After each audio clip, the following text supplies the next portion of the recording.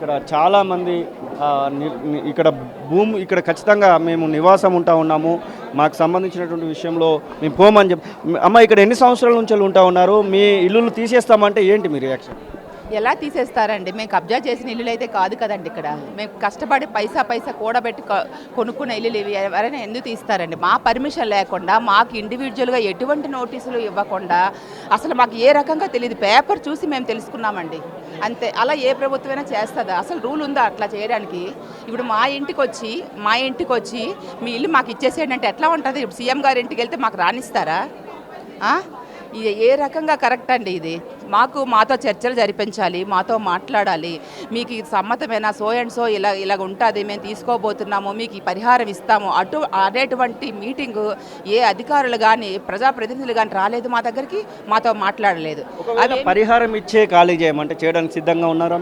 మేము లేమండి. మాకు తెలియదా అండి గవర్నమెంట్ పరిహారాలు ఎలాగుంటాయో? మాకు ఎమోషనల్గా ఇక్కడ బాండింగ్ అన్నది చాలా ఏర్పడిందండి. వాళ్ళు ఇచ్చిన పరిహారం తీసుకొని 450 కుటుంబాలు ఎక్కడికో చెరో వైపు వెళ్ళి మేము ఉండలేము. మేమంతా ఒక దగ్గరే బ్రతుకుతాం, ఒక దగ్గరే పోతాం అంతే. మమ్మల్ని ఎవరు కదపడానికి లేదు ఇక్కడ.